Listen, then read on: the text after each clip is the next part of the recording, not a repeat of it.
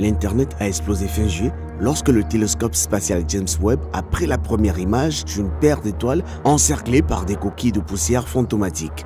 Alors que certains passionnés de l'espace spéculaient sur des mégastructures extraterrestres, les astronomes se sont penchés sur les aspects physiques. L'image comportait également plusieurs formes mystérieuses comme une lance de lumière en diagonale que certains scientifiques ont pris pour un défaut du télescope. La NASA et le JWST ont-ils finalement rencontré des extraterrestres? S'agissait-il d'une structure extraterrestre? Rejoignez-nous pour découvrir ce que le JWST a capturé et qui a choqué tout le monde. L'étoile responsable de ce spectacle époustouflant est connue sous le nom de WR140, qui est en fait un système de 2 étoiles qui s'entourent l'une l'autre. W140 est située dans le Cygnus, une constellation bien visible dans le ciel de l'hémisphère nord, à plus de 5000 années-lumière de distance. En son cœur se trouve l'un des types d'étoiles les plus extrêmes de l'univers.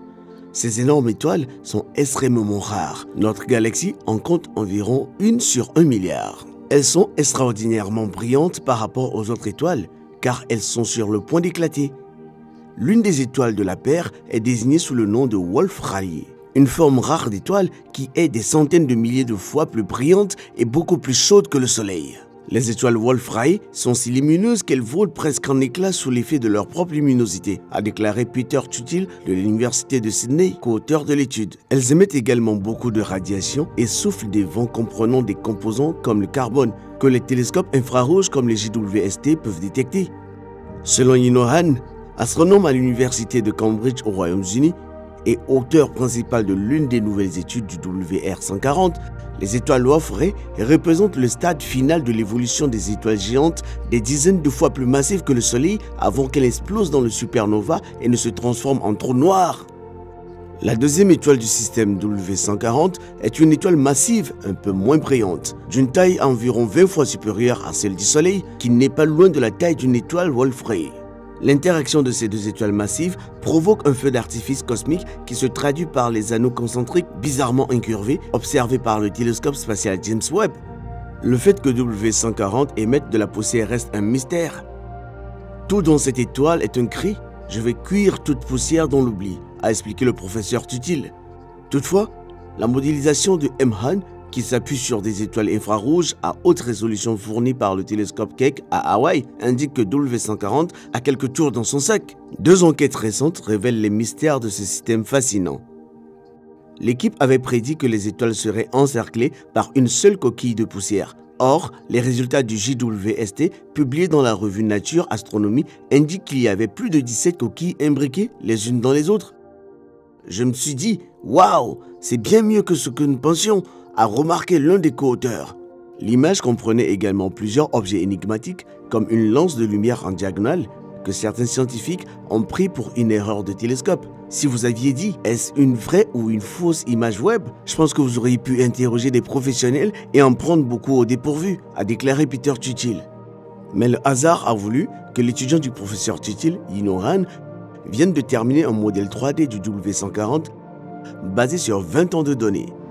Leur modèle, qui a également fait l'objet d'une publication distincte dans la revue Nature, détaillait la manière dont les anneaux de poussière du système étaient sculptés et démontrait que les caractéristiques de l'image à couper le souffle n'étaient pas des illusions. Ces 2 étoiles ont des orbites inhabituellement irrégulières l'une autour de l'autre. Elles se rapprochent l'une de l'autre tous les 8 ans et créent de la poussière. C'est cette poussière que nous voyons onduler à partir de l'étoile sur l'image. L'espace entre les anneaux est créé lorsque les étoiles sont plus éloignées. Les astronomes observent fréquemment des étoiles crachant de la poussière selon Yino. Mais ce qui est encore plus fascinant, c'est la façon dont cette poussière se déplace dans le cosmos. Ces étoiles forment des vents solaires très puissants, a déclaré Yino, faisant référence au flux de particules chargées qui s'échappent de l'atmosphère des étoiles dans notre Soleil. Dans le cas de ces étoiles, les vents solaires ressemblent davantage à un ouragan. Lorsque les étoiles arrivent à une certaine distance les unes de l'autre, les ouragans se combinent et nous voyons ces feux d'artifice, ces bouffées de poussière. Alors, comment se forment les coquilles de poussière? Ce Wolf-Rayet est dans un tango effréné avec une étoile de type O, une géante cosmique bleue et brûlante. Cependant, comme son orbite n'est pas circulaire, le Wolf-Rayet n'émet de la poussière que tous les 8 ans, lorsqu'il est proche de son partenaire stellaire, l'étoile de type O. Cela indique que les coquilles de poussière montrées sur l'image du JWST se sont formées en seulement 136 ans. La poussière est poussée par les vents stellaires qui entrent en collision avec les vents de l'autre étoile, ce qui donne l'équivalent cosmique d'un front de tempête en forme de cône incurvé autour de l'étoile de type O, plus faible. Le mouvement des étoiles déforme le front de tempête, répandant le panache de poussière dessus comme une fontaine. Les mathématiques sous-jacentes sont extrêmement simples. Il s'agit simplement d'un cône enroulé dans une spirale, a expliqué M. Tutil. Les chercheurs ont prédit que les nuages circulaires de poussière s'éloigneraient du groupe d'étoiles à un rythme constant. Rien ne pouvant ralentir la poussière dans l'espace, les coquilles devraient continuer à s'éloigner dans la galaxie environnante à la vitesse des vents de l'ouragan qui leur ont donné le premier coup de pouce.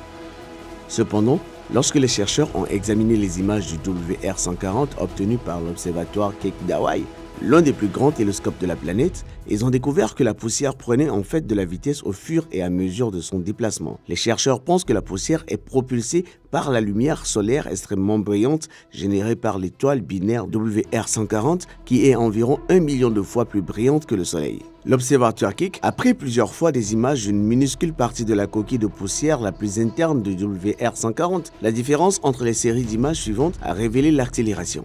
Keck, bien qu'étant l'un des télescopes les plus puissants de notre planète, ne peut visualiser que les deux premières ondes concentriques. Les images du télescope spatial James Webb, en revanche, montrent 17 coquilles s'étendant au loin à des intervalles correctement espacés, ce qui démontre la capacité d'observation du télescope. Les mesures du télescope spatial James Webb indiquent également que la poussière produite par ces étoiles contient des granules organiques riches en carbone qui sont les éléments constitutifs de la vie sur Terre. Le télescope spatial James Webb a capturé une autre image étonnante. Le télescope spatial James Webb de la NASA a photographié les magnifiques piliers de la création, un environnement riche et très détaillé où de nouvelles étoiles se forment sous des nuages denses de gaz et de poussière.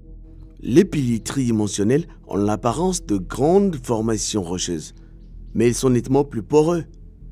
Ces colonnes sont composées de gaz et de poussière interstellaire froid qui apparaissent parfois semi-transparents dans la lumière proche infrarouge. Les majestueux piliers de la création, situés à 7000 années-lumière dans la constellation Serpens, sont des nuages de poussière et de gaz interstellaires en forme de colonnes qui font partie de la nébuleuse de l'Aigle. La nébuleuse de l'Aigle est située dans la galaxie de la Voie lactée.